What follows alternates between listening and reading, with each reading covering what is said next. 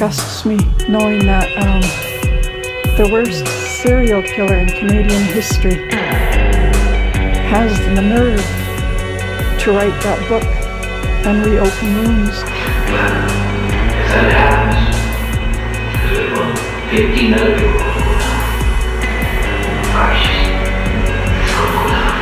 Yeah.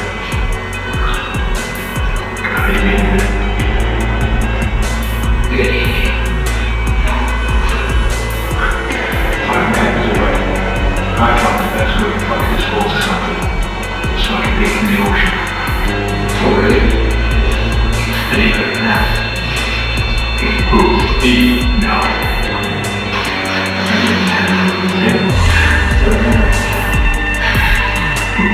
No shit.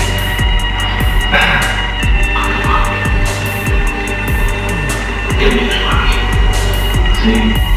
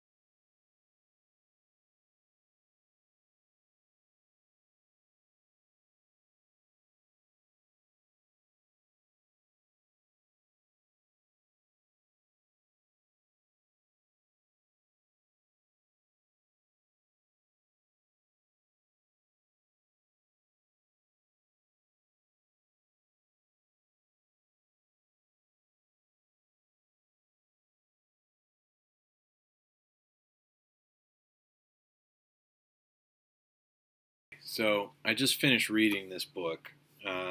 So some of my initial takeaways is that it seems kind of strange that this book has been censored. Now, for the people that are really eager to read this story themselves, you can go through and pause the video at each page as it turns through there and read it for yourself. In the coming little span of time here, we're going to be doing kind of a live reading of it in the process of producing an audio book. Just because I know a lot of people are interested in hearing this, and I think upon reading it, I don't know what to believe. Okay, my initial impression is that the guy's slightly retarded, and the level of sophistication involved to kill almost 50 women and dispose of the majority of their bodies is interesting. I have a hard time seeing that fit. And then also seeing kind of like some of his general complaints about the behavior of the RCMP, their competence or lack thereof. That's also pretty relatable. And then also kind of understanding like it seems like he wanted to address the public multiple times before his death, both through like a CTV W5 interview that the warden ended up denying, and then also he wanted to, I mean, according to this book anyway, he wanted to participate in the inquiry into the murdered and missing women. I'm not sure if it was his lawyers that blocked him from doing that or the prison system itself, but he didn't even want to have his lawyers. And in reading the text, it seems like he's somebody that actually was adamant that he take the stand in his own defense. You don't necessarily want that, but at the end of the day, your job is to represent your client's interests. And I mean, at the end of, like, I believe the customer is always right. So if I'm representing a client and the client wants to take the stand, why wouldn't I let them take the stand? That seems odd to me. So there's that. And then also from what he claims in this text about his first trial, that after the jury was deliberating for 8 days, the judge had them come in and gave them a new jury instruction, which is where they ended up securing a conviction not long after that. So, that's also kind of bizarre. So, I mean, as I said, I'm going to be spending a bit more time doing a little bit more research into this, but I did think that since I was able to access this kind of banned book, that, other people, I know that there's a lot of people that are interested in reading this, so, I mean, why not put it out there for people that are also interested in reading that? So, yeah, that's kind of what's cooking over here right now, and I'm just trying to nail down anything else. Like, I find it interesting. I think parts of the way that Picton writes are maybe hard for people that aren't neurodivergent to understand, because it's a very out of order. The way he tells his story, he'll come up to like some rabbit hole about either pigs or the process of demolition or the process of like reselling used goods and those kind of things, and he'll kind of ramble on for a few pages about this thing that he really likes talking about, and then he'll like kind of realize like, oh right, I'm in jail for all these murders, I got to get back to talking about my innocence. And that's the thing that I think is also important to draw awareness to, is like whether or not you believe Robert Picton's account of things, which I'm agnostic about at this point.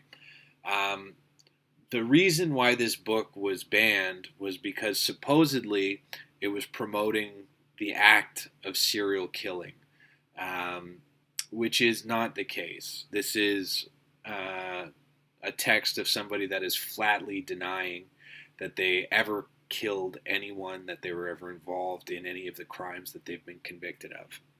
So I also find it interesting, the timeline of things, because Picton was recently murdered in jail, and it was around this period of time, not long after, that there were some folks in the Patriot community that were digging around trying to find this book.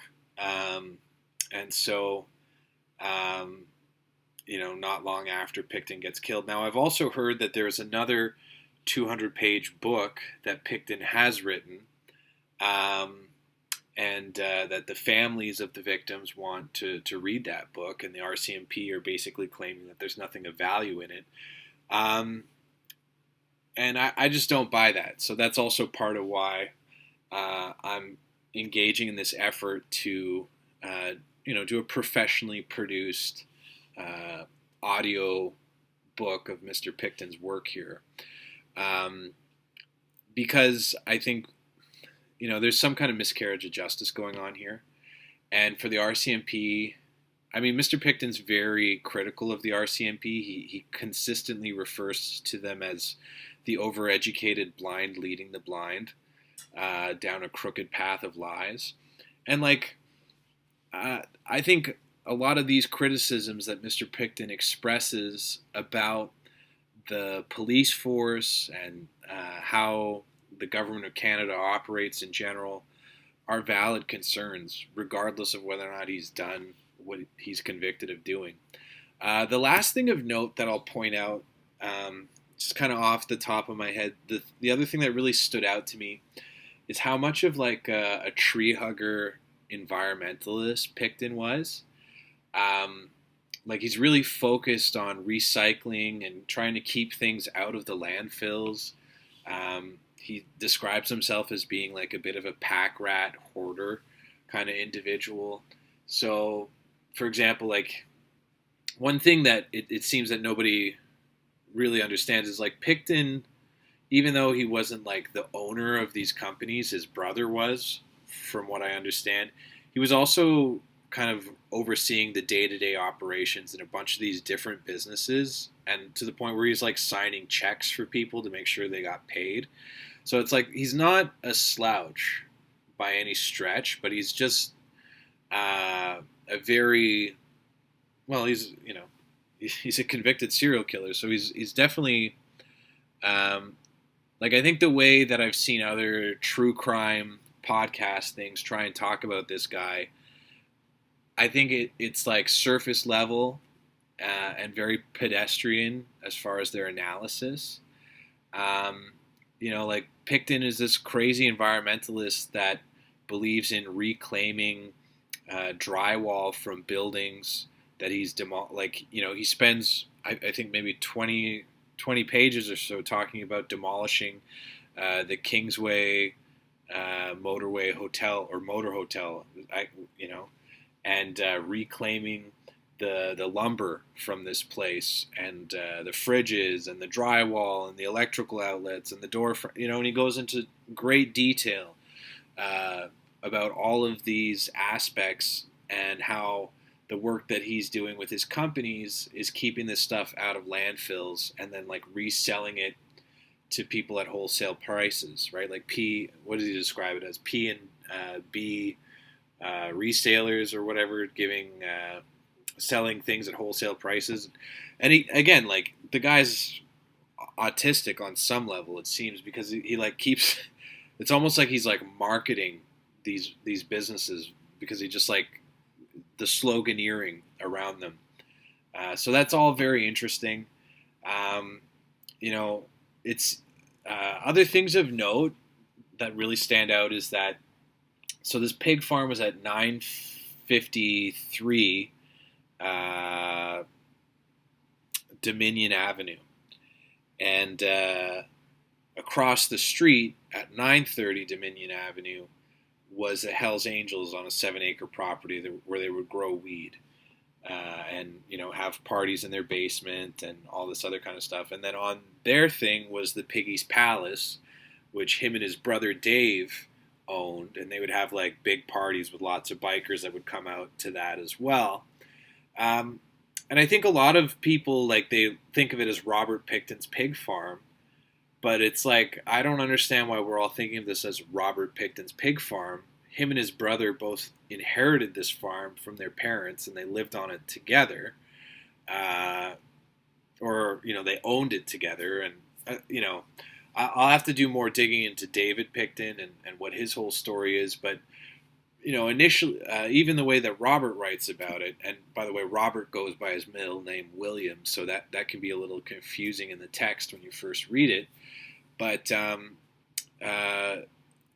his brother Dave was older, more sociable, and like more socially accepted, whereas Robert was like kind of the weirder guy that was just like running the day-to-day operations for a lot of these businesses, but also not getting any of the respect, it seems, that you would normally associate with the guy that signs checks. So, is that the reason why he went off and started like killing working